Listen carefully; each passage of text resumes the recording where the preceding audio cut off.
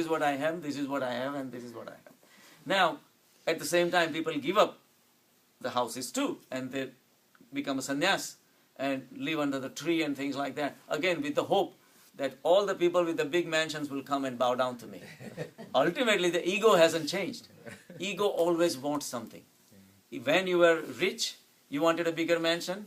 When you renunciate, you want the people with a lot of money to come and bow down to you. Ultimate, but ego is still alive. And as long as the ego is alive, consciousness does not happen. The awareness does not happen. Enlightenment does not happen. Because this has nothing to do with any of the functions of the ego. Ego has to disappear, kind of, right? So how do you know the difference, though? You can't. Only know within you. only the snake. Only the snake knows his legs. It's totally up to you.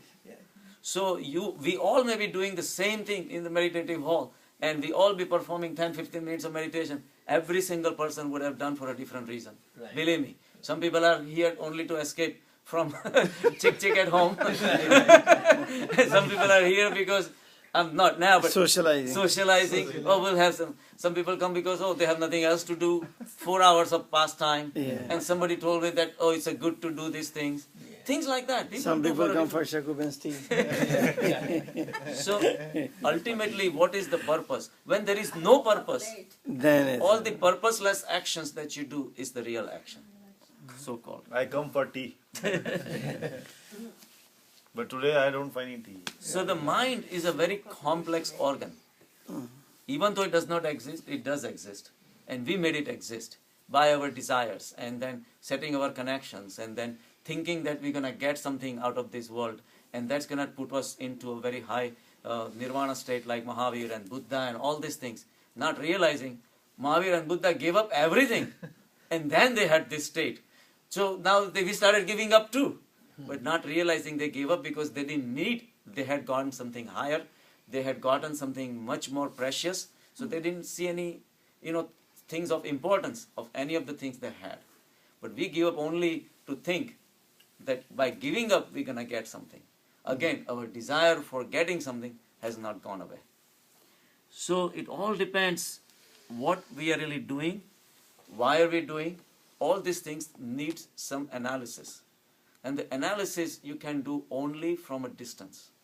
And the distance is what we have to create. By creating the distance, we're going to be starting to observe all the thoughts.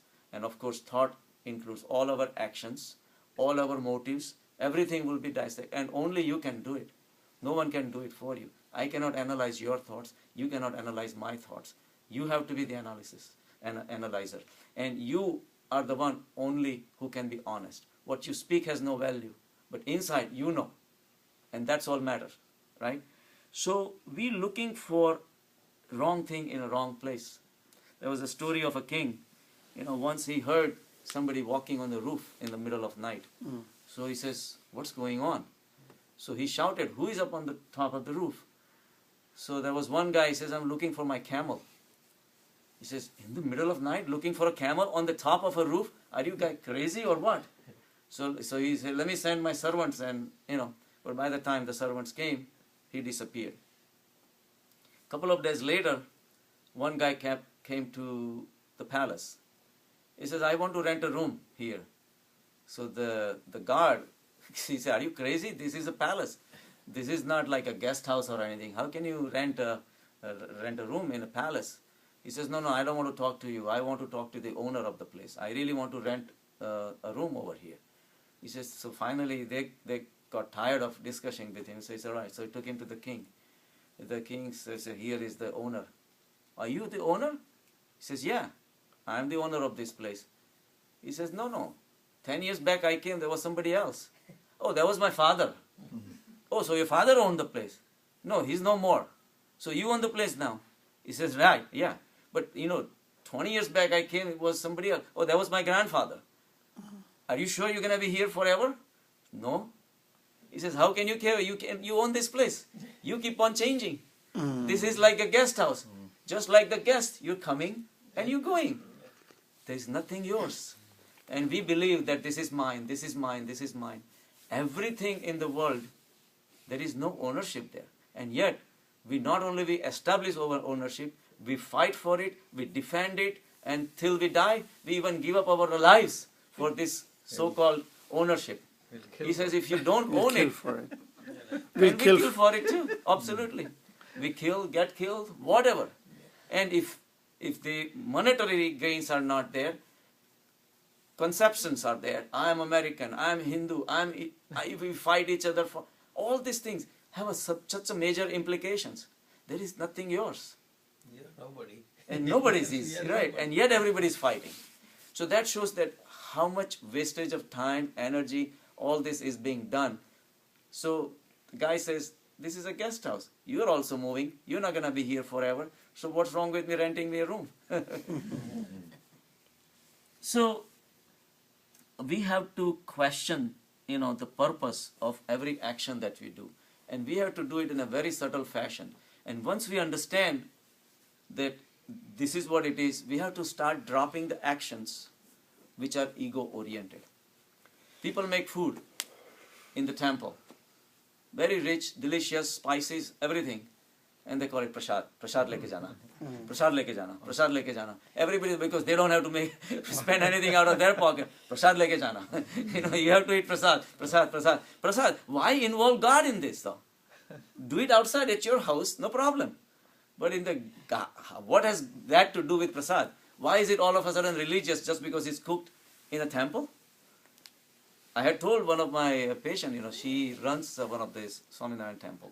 And this is everywhere. It's not just one temple. But he says, why do you prepare foods like this? It's so unhealthy. A lot of my patients are obese and diabetic because they eat in this temple every single day pretty much, right? He says, yeah, Shrenik bhai, but if you don't cook like that, nobody will come. And they know that. That's how the world operates, right? They have better food than 7-star hotels. Yeah, absolutely. And free. Even free. So, awareness is very important. Only with awareness, and forget about the whole world, at least you will be able to change your own life. And that's all matters. The spirituality is only about changing yourself. Has nothing to do with about changing anybody. Just because you listen to this lecture and start, giving, advice to everybody else. Oh, you should be doing it. It's again to go within. It's all about, remember we talked about when this is mind operates in so many funny ways. So once you learn a little bit of so-called spiritual knowledge and then you go and tell everybody, again the mind is still functioning. Ego is still there. And you going and using that so-called 10-15 minutes of lecture and then going lecture 2 hours of lecture to somebody else. Meanwhile, you wasted your own 2 hours. You could have meditated upon yourself, right? So that's a very important thing. It is. Because a lot of people do yeah, that. People, in the plane they say, first you put the mask on yourself and then on your kid. Not the other way, oh, my kid is going to die. But you will die first too. So you take care of yourself first before you put the mask on the children. So then if you can take care of your kid. If you have made 2 steps of progress, keep going. And until you reach to that state, don't think about giving advice to everybody else. Everybody has their own ways. If they're gonna learn, they're gonna learn. If they're not gonna learn, just by you telling and you're wasting your time, it's not gonna happen either. So mind is a very, very subtle thing. Yeah. Yes. I have one thing to say. If we give advice anybody, we lose our peace of mind. Absolutely, yeah. That's Because he may follow the advice, he may not follow the advice. If he follows the advice, you will like it, then you will boost your ego that I gave him advice and I changed. And if he does not, then you're going to be upset too. Yeah. Right? So what's the point? Right? Well, there is a coincide because if you know something Right. that could potentially help somebody else, Right. what's wrong with passing it on? Yeah. No. The thing is, if you are at a stage, right, it should express itself in your behavior, first of all, right? If you are in a meditative state, and if you're saying that I'm an observer of the whole thing, and I'm observing how the world is going, passing by, you're not trying to change anybody, but you are in such a peaceful state of mind that your behavior itself will show, and without any expectation for people to change. So if you're doing it out of totally without expectations and not trying to change anybody, without any expectation of thank you. right? You Then can- you're expressing you yourself. Just pass on what you have. Right. whatever you know, you pass it on. Yeah, Exactly. that's okay. Exactly. So again, same thing. Actually, The bhava that level gives is you different. Satisfaction. Right. That gives you more satisfaction. No. But No. See, you're not looking for no, satisfaction. exactly. You're not looking for satisfaction. Yeah. No. See, let me clear it up. Again, we said that any action that you do, you offer it to the highest level of consciousness. Right. When you're giving advice, first of all, you have to remember that it's not your knowledge. Right. It has come from somewhere else. Right. Two, the consciousness has made it possible for you to understand and kind of go in the right direction. So you consider yourself lucky. Three, you are a vehicle through which the consciousness is expressing and passing it on. And then you're not expecting anything in return. So the whole thing is a flow. Right. And then when you get the satisfaction, that's not your satisfaction either. Yeah, it's somebody That's his else. too. Yeah. So you don't become satisfied. You are satisfied with yourself and you expressing yourself and you satisfied that the consciousness is able to express itself Okay. through you and through somebody else also. Right. But it has not your gain. Gain is not yours. Loss is It's not not yours yours. either. Right. So If you give it to pass somebody. It on, if exactly. It follows, doesn't matter. Exactly. Doesn't follow, So doesn't you matter. can pass. I'm not saying don't pass it on, Right. but don't make it an act, because an act is where you perform Right. and then you're expecting the results. Again, the same thing. Again, whatever you do, go to the temple is fine, but again with the right bow. And same thing, teaching somebody else is also with the right bow. If he follows, doesn't follow, doesn't Yeah. follow, like that. But we do waste a lot of time trying to say. Tell me about it. And our Guruji says, Mm-hmm. in whole this country, Right. one of the easiest thing is that to give advice. Yes, and the least followed is also advice. So, one time there was, Rajnish quote an example of Ramakrishna. He was talking to one of the Kali temple. There was one local rich guy, he, on his birthday, he would, donate a lot of money to the temple. They will have a feast, they will sacrifice a goat, which was a common practice at that time. So they will sacrifice a ghost and everybody will have a feast. And it went on for so many years. So then all of a sudden he stopped doing it. So Ramakrishna asked him, he says, why? What happened?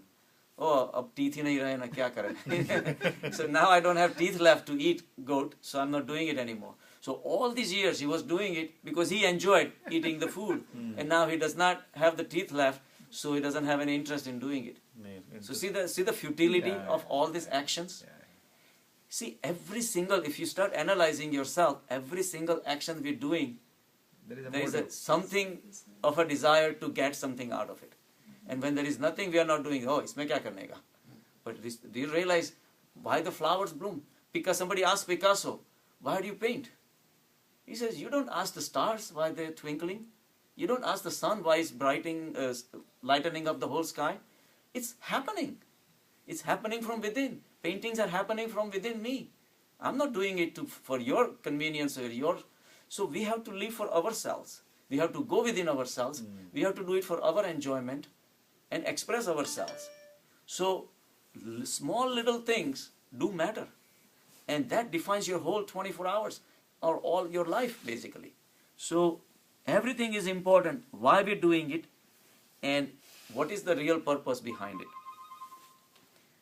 So ego is an addiction. Ego is very easy to take over the new challenge and perform. As soon as somebody says by meditation you're going to reach nirvana, they takes up the challenge. Let me start doing that. So it becomes an action. So we really don't understand the whole purpose of meditation. Meditation is non-doing, where you are not a doer anymore. If you are not a doer, you don't have to work with the material mind, material objects anymore, and that includes people, objects, situations, whatever. So as long as we are not involved with all these things, we become a non-doer. So doership is a problem. It's almost like, you give a toy to the child, and the child will keep on playing with the toy. And then after a while, as soon as he gets bored, you give another toy, and then another toy. The child will be so engrossed with playing with the toys, you go and tell him your mother is dead, he won't even care. At that time, his mind is totally preoccupied with playing with the toy. And we are no different. As soon as when we were a kid, We played with the toys. And we got bigger. We needed bigger cars, bigger houses, reputation, recognitions, pad, paramatma, dhyan. All these things becomes the objects of acquisitions. And that requires efforts. Efforts require mind. As long as the mind is awake, ego is awake, we never reach Paramatma. So purposeless actions is where you are expressing yourself.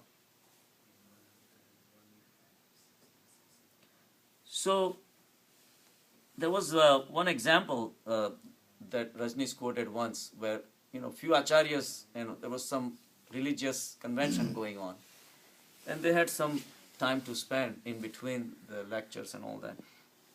So they were sitting there, and Morarji was there, the political leader attending the same conference, and then Rajneesh was there. What's that? Murjani Desai. Murjani Desai, yeah. He was there, and then it was a beautiful incident. And the take of the whole thing, Rajneesh described, was so beautiful. So what happened was, there was a big acharya, and Rajneesh was there, and Murjani Desai was there.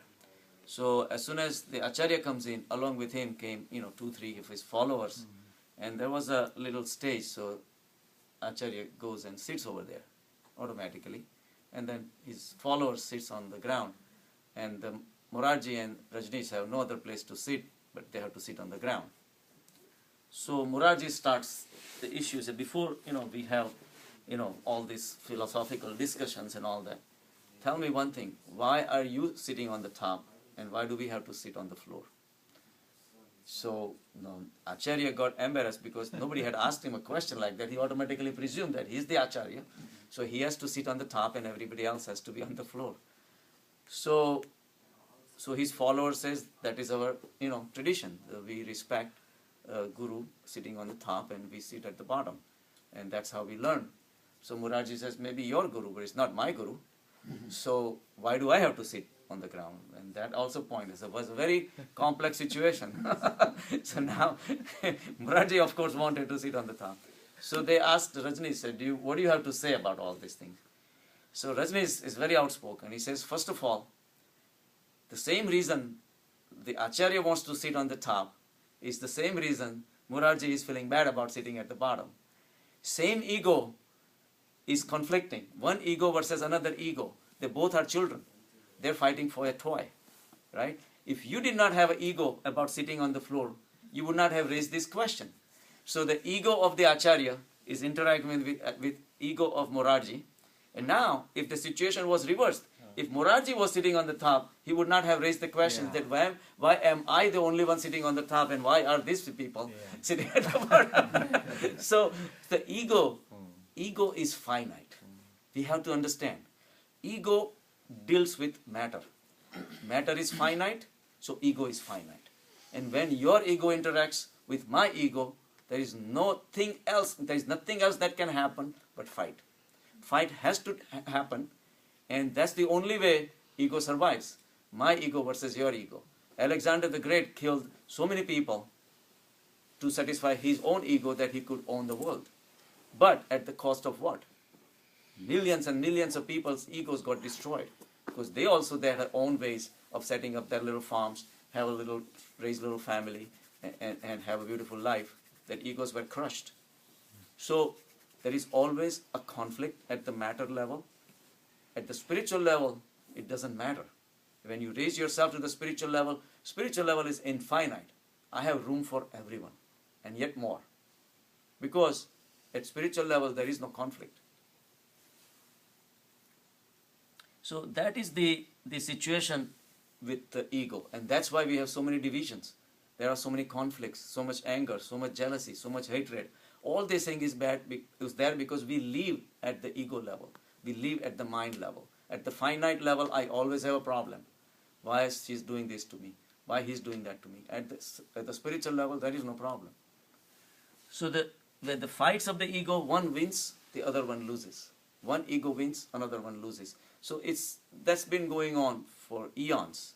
And until we realize the futility of all these things, once we realize that life, as we know, cannot give you anything, and it cannot take anything away from you either.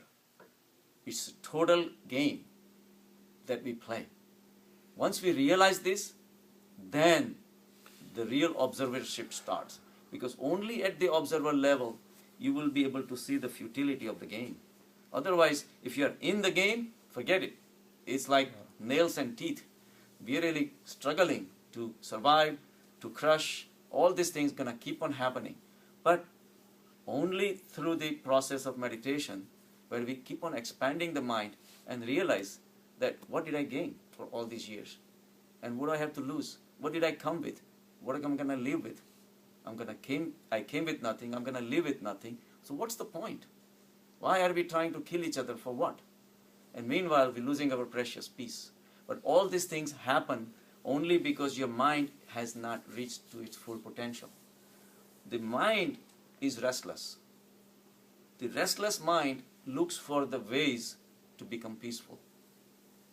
If the mind was peaceful, it would not be looking for any ways. It wouldn't have to do anything special because it's already at rest. I had one patient, she asked me,